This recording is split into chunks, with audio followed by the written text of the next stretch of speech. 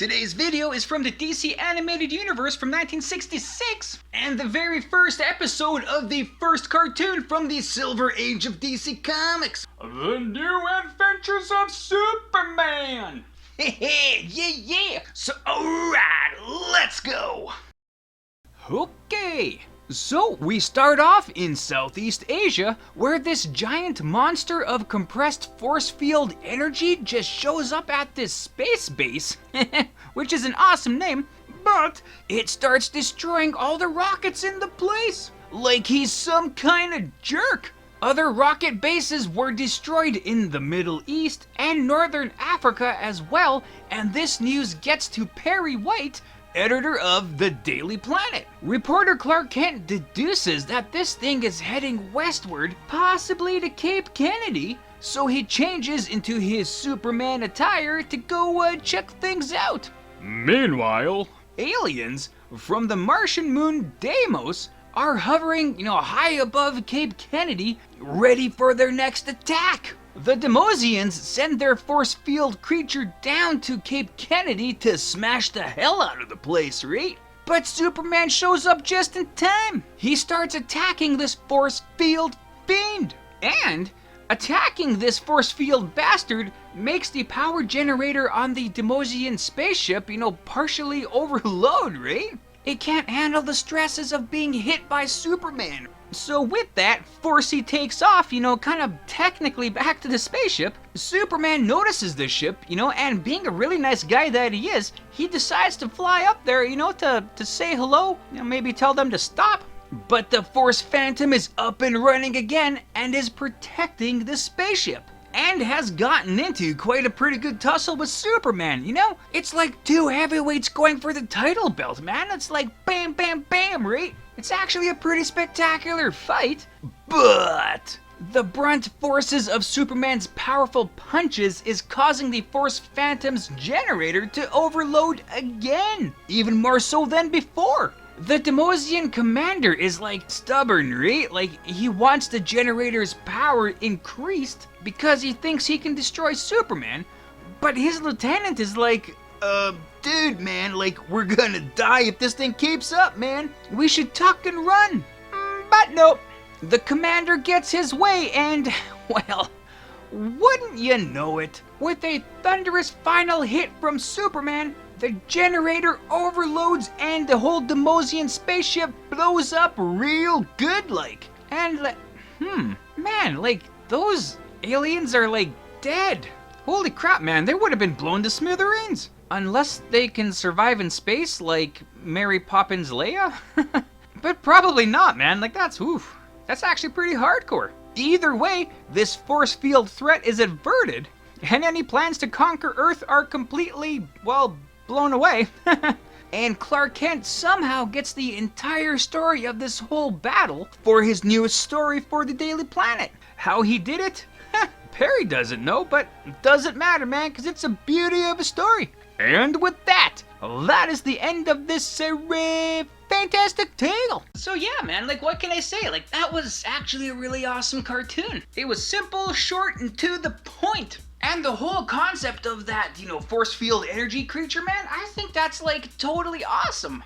It's such a different concept for a villain. The only way Superman was able to defeat it was because he was constantly punching it, making its force field generator kind of overload. If they had more time with this series, you could have had a creature kind of phase in, solidify, punch Superman a few times, and then kind of phase back out. And then Superman would have nothing to hit, so what can you do? I think I've mentioned in one other DC Comics cartoon that the main villain kind of reminded me of Ming the Merciless from Flash Gordon, but the commander in this video definitely did remind me of him so much more. And I think he's quite more of a homage to Ming the Merciless than anything, whereas these people are from the Martian moon Deimos, which kind of really blows my mind, Throughout this Filmation DC Animated Universe, we've seen a lot of creatures from a lot of other planets and moons within our solar system, right? Like Mercury, Pluto, Venus, stuff like that. But Deimos? I never would have considered that in a million years, man. For one thing, that Martian moon is pretty tiny. It's a fraction of the size of Earth's moon. With it being so small, are these Deimosians really tiny as well? I guess they could be, because we never really see a size comparison with them to, like, you know, a human. But then Deimos doesn't have like an atmosphere, so are these guys subterranean in there and there's this whole kind of community underneath the surface? That's just where my mind wanders when it comes to these things. It's like, oh, okay, how would this actually work? And yes, I know it's just a cartoon and don't worry about it, but you know, it's just fun to think about these things for me. But, you know, this is the start of the DC animated universe, and it's actually a pretty good way to start it off. I thought it was a really good episode. The whole series for this is actually really good, so I would definitely suggest to check it out. So yeah, I got some more behind the scenes kind of things and all that kind of stuff, so let's go check that out over here. So this show is basically a mix between the Superman comic books and the Adventures of Superman live-action show from the 1950s, which starred George Reeves, right? Like, the bulk of this cartoon is kind of set up the same as the live-action show, you know, especially with the Clark Kent aspects of it all. It does kind of have that George Reeves feeling to it, you know? Especially with that knowing wink to the audience at the end of each episode. But all the extra antics and weird characters and all that kind of stuff, you know, came from the comic books, so it is actually a pretty good blend of the two. So one thing that I really love is that this Superman series is the third part of a Superman voice actor trilogy. So you had Bud Collyer, who was the voice of Superman and Clark Kent, using a different voice per each persona of Kal-El there, right? You had Jonah Alexander, who was the voice of Lois Lane, and Jason Beck, who was the narrator. The first time these three voice actors got together was on the legendary Superman radio show, which ran from 1940 to 1951. And they weren't always the actors for the characters throughout the whole run of the show, but you know, for the most part, they did the bulk of the work. The second time these three got together was during the legendary Max Fleischer Superman cartoons, and that ran from 1941 to 1943, each playing the same role, right? So pretty awesome.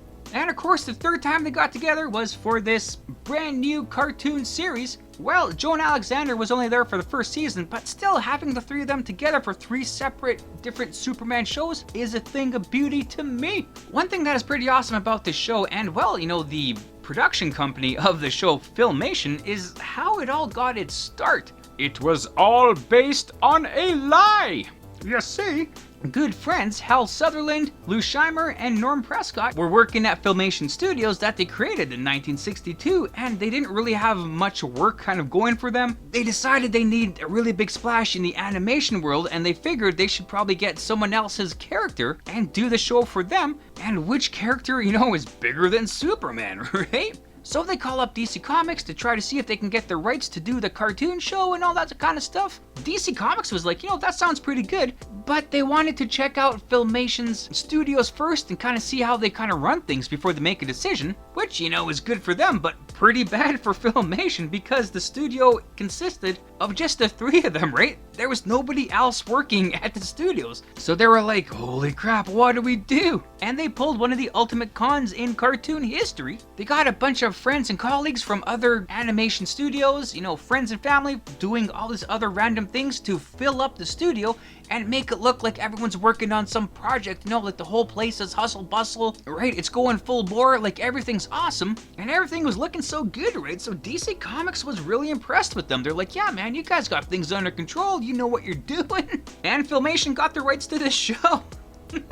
Which was the first real show that Filmation had, and it, you know, made a huge splash in the cartoon world. It really brought their name up, and they really started to expand as a company. So it all started with basically looking Superman in the eye and lying to his face, but hey, it worked out, right? That kind of opened up the doors for Filmation to be allowed to work with a lot of other DC comic characters, right? Most notably with, you know, Batman, Aquaman, the Justice League, the Atom, Hawkman, the Flash, Green Lantern, Teen Titans, Superboy, you know, stuff like that, right?